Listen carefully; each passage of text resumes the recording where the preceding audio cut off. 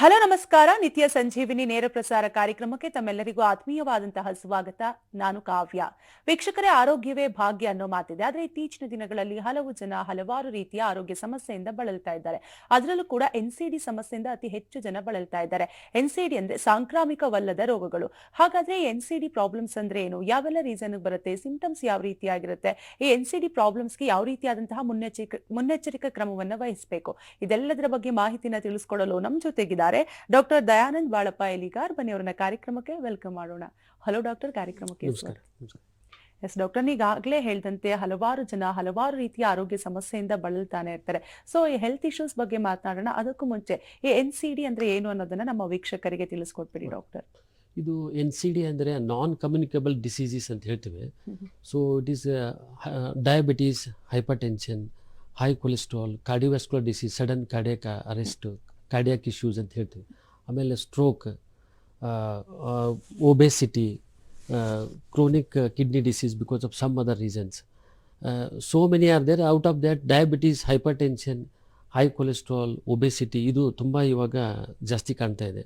ಯಾಕಂದರೆ ಇವಾಗ because of our bad lifestyles, bad life disorders, over stress at work or at the and lack of good life styles and bad habits also, ಇದೆಲ್ಲ ತುಂಬ ಜಾಸ್ತಿ ಇವಾಗ ಕಾಣ್ತಾ ಇದೆ. Actually incidence of NCDs ತುಂಬ increase ಆಗಿ double ಆಗಿದೆ ಇವಾಗ ಅಂತ ಹೇಳ್ತಾ ಇದ್ರು. ಆ್ಯಕ್ಚುಲಿ ಲಾಸ್ಟ್ ನಮ್ಮದು ಒಂದು ICMR ಒಂದು ಸ್ಟಡಿಯಿಂದ 1990 around it was 37%.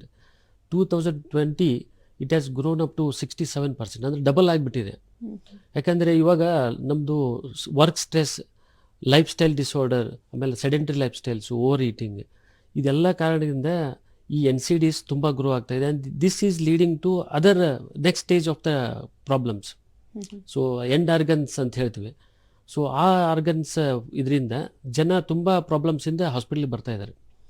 So we stress more upon preventive health checkup ಅಂತ ಯಾಕೆ ಹೇಳ್ತಾ ಇದ್ದೇವೆ ಅಂದರೆ, ಯಾವುದಾದ್ರೂ ಒಂದು ಡಿಸೀಸು ಬೀಜ ರೂಪದಲ್ಲಿ ಇರುವಾಗ ಅದನ್ನು ಕಂಡು ಹಿಡಿದು ಅದನ್ನು ಇದು ಮಾಡಿದರೆ they will not lead into complications ಆಗಲ್ಲ ಅವ್ರಿಗೆ. ಸೊ ಅದರಿಂದ ಅವ್ರಿಗೆ ಜೀವನನೂ ಉಳಿಯುತ್ತೆ, ಪ್ಲಸ್ ಹೆಲ್ತ್ ಕೇರ್ ಕಾಸ್ಟು ಕಡಿಮೆ ಆಗುತ್ತೆ ಅಂತ ನಾವು ಯೂಶ್ವಲಿ ಸ್ಟ್ರೆಸ್ ಮಾಡ್ತಾ ಇರ್ತೀವಿ. Actually as A doctors will be stressing upon.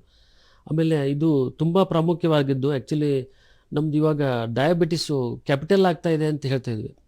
So especially South India, because rice eaters ತುಂಬ ಇರೋದ್ರಿಂದ, ಆಮೇಲೆ ಮೋರ್ ಕಾರ್ಬೋಹೈಡ್ರೇಟ್ ಇಂಟೇಕ್ ಇರೋದ್ರಿಂದ ತುಂಬ ನಮ್ಮದು ಇಂಡಿಯಾ ಡಯಾಬಿಟಿಸ್ ಕ್ಯಾಪಿಟಲ್ ಆಗುವಂಥ ಸ್ಥಿತಿ ಇವಾಗ ಒದಗಿ ಬಂದಿದೆ. ಆ್ಯಕ್ಚುಲಿ ಇದು ಇದೇ ಥರ ಮುಂದುವರೆದ್ರೆ ತುಂಬ ಕಷ್ಟ ಆ್ಯಕ್ಚುಲಿ. ಸೊ ಇದೇ ಟೈಮಿಗೆ ನಮ್ಮದು ಹೆಲ್ತ್ ಕೇರ್ ಸಿಸ್ಟಮ್ಮು ಒಂದು ಸ್ವಲ್ಪ ಇಂಪ್ರೂವ್ ಆಗಬೇಕು, ಅವೇರ್ನೆಸ್ ಜಾಸ್ತಿ ಆಗಬೇಕು, ಜನರಲ್ಲಿ ಸ್ವಲ್ಪ ತಿಳುವಳಿಕೆ ಮೂಡಬೇಕು ಅಂತನ್ನುವಂಥದ್ದು ತುಂಬ ಬೆಳಿಬೇಕು ಅವಾಗ ಅನ್ನೋಂಥ ಅನಿಸಿಕೆ ನಂದು ಆ್ಯಕ್ಚುಲಿ. ಎಸ್ ಡಾಕ್ಟರ್, NCD ಸಮಸ್ಯೆಯಿಂದ ಅತಿ ಹೆಚ್ಚು ಜನ ಬಳಲ್ತಿದ್ದಾರೆ ಅನ್ನುವಂತಹ ವಿಚಾರವನ್ನ ತಿಳಿಸ್ಕೊಟ್ರಿ. ಇನ್ನು ಇತ್ತೀಚಿನ ದಿನಗಳಲ್ಲಿ ಈ NCD ಆರೋಗ್ಯದ ಸಮಸ್ಯೆ ಬಗ್ಗೆ ತಿಳಿದುಕೊಳ್ಳೋದು ಪ್ರತಿಯೊಬ್ಬರಿಗೂ ಕೂಡ ಎಷ್ಟು ಇಂಪಾರ್ಟೆಂಟ್ ಆಗುತ್ತೆ ಡಾಕ್ಟರ್? ಸೊ ಇದು ಆ್ಯಕ್ಚುಲಿ ಡಯಾಬಿಟಿಸ್ ಆಗಲಿ, ಹೈ ಬ್ಲಡ್ ಪ್ರೆಷರ್, BP, ರಕ್ತದೊತ್ತಡ ಅಂತ ಹೇಳ್ತೀವಿ, high cholesterol, obesity, overweight, some hormonal issues, thyroid issues ಅಂತ ಹೇಳ್ತೀವಿ. ಆಮೇಲೆ ಯಾರಿಗಾದರೂ ಒಬ್ರು ಚೆಸ್ಟ್ ಪೇನ್ ಯಾರು ಬರ್ತಾ ಇದ್ದರೆ ಅವ್ರಿಗೆ in advance only if they come to know what is going on inside ಅಂತ.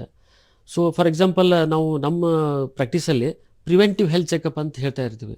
ಅಂದರೆ ಒಂದು ಇವಾಗ ನಾವು ನೋಡ್ತಾ ಇರೋ ಜಿಮ್ಮಲ್ಲಿ ತುಂಬ young age peoples are collapsing. Middle age, ಒಂದು ರೈಟ್ ಏಜಿಗೆ ಅವರು ಫ್ಯಾಮಿಲಿ ಸಪೋರ್ಟ್ ಮಾಡಬೇಕು, ಅವರು ಆ ಟೈಮಲ್ಲೇ ತುಂಬ ಎಮರ್ಜೆನ್ಸಿಯಿಂದ ಬಳಲ್ತಾ ಇದ್ದಾರೆ actually. So youngsters are coming with high blood pressure, intractable bleed ಆಗಿ ಬರ್ತಾ ಇದ್ದಾರೆ. Some we are not able to operate also. ನಾವು ಈ ದ ಬ್ಲೀಡಿಂಗ್ ಪಾನ್ಸ್ ಅಂತ ಹೇಳ್ತೀವಿ, ಬ್ರೈನ್ ಸ್ಟೆಮಲ್ಲೇ ಆಗಿಬಿಟ್ರೆ it is very difficult to operate also for neurosurgeon. So ಇದು ಅವೇರ್ನೆಸ್ ಬೆಳಿಬೇಕಂತ ಹೇಳಿಬಿಟ್ಟು ನಾವು ಒಂದು ಪ್ರಿವೆಂಟಿವ್ ಹೆಲ್ತ್ ಚೆಕಪ್ ಅಂತ ಮಾಡ್ತಾ ಇರ್ತೀವಿ. ಅಂದರೆ ಒಂದು ಹಿಸ್ಟ್ರಿ ಓರಿಯೆಂಟೆಡ್ ಅಥವಾ ಒಂದು ಹೈ ರಿಸ್ಕ್ ಓರಿಯೆಂಟೆಡ್ ಫ್ಯಾಮಿಲಿ, ಯಾರಿಗಾದ್ರೂ ರಿಸ್ಕ್ ಇದ್ದಾಗ, ಯಾರಾದರೂ ತುಂಬ ಒಬೇಸ್ ಇರ್ತಾರೆ, ತುಂಬ ಸ್ಮೋಕ್ ಮಾಡ್ತಾರೆ, ತುಂಬ ಅವ್ರ ಫ್ಯಾಮಿಲಿ ಹಿಸ್ಟ್ರಿಯಲ್ಲಿ ಅವ್ರದ್ದು ಒಂದು ಫಸ್ಟ್ ಗ್ರೇಡ್ ರಿಲೇಟಿವ್ ಅಂತ ಹೇಳ್ತೀವಿ, ಅವ್ರ ಅಣ್ಣ ಆಗಲಿ, ತಂದೆ ಆಗಲಿ, ತಾಯಿ ಆಗಲಿ, ಯಾರ್ಯಾರು ಹಾರ್ಟ್ ಇಶ್ಯೂ ಇದೆ, ಇಲ್ಲದಿದ್ದರೆ ಅವ್ರ ಮನೇಲಿ ಏನಾದರೂ ಡಯಾಬಿಟಿಸ್ ಕಾಯಿಲೆ ಇದೆ, ಥೈರಾಯ್ಡ್ ಇಶ್ಯೂಸ್ ಇದೆ, ಹೈ ಕೊಲೆಸ್ಟ್ರಾಲ್ ಇದೆ.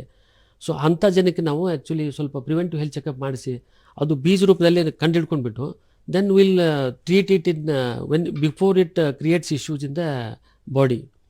ಸೊ ಇನ್ನೊಂದು ವಿಷಯ ಹೇಳಲಿಕ್ಕೆ ನಾನು ಏನು ಬರ್ತಂದ್ರೆ, ಯಾವುದು ಇವಾಗ ಸಡನ್ ಕಾರ್ಡಿಯಾಕ್ ಆಯಿತು, ಸಡನ್ ಡೆತ್ ಆಯಿತು, ಸಡನ್ ಯಾವುದೂ ಅಲ್ಲ.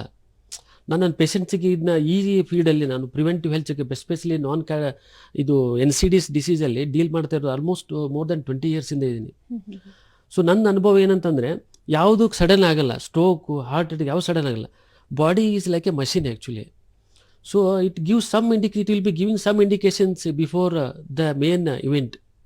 ಸೊ ಅದನ್ನು ನಾವು ನೆಗ್ಲೆಕ್ಟ್ ಮಾಡಿದಾಗ, ನಮ್ಮ ಬಿಜಿ ಲೈಫಲ್ಲೇ ಆಗಲಿ ಅಥವಾ ನೆಗ್ಲೆಕ್ಟ್ ಮಾಡಿದಾಗ, so we land up with issues. So ಅದು ನಾವು ಇಲ್ಲ ಸಡನ್ ಆಗಿಬಿಡ್ತು, ಯಂಗ್ಸ್ಟರ್ಸ್ ಇದ್ದರು, ಸಡನ್ ಆಯಿತು, ಅದು ತಪ್ಪು ಅಂತನೋ ಕಲ್ಪನಾ ನನ್ನ ಭಾವನೆ ಆ್ಯಕ್ಚುಲಿ.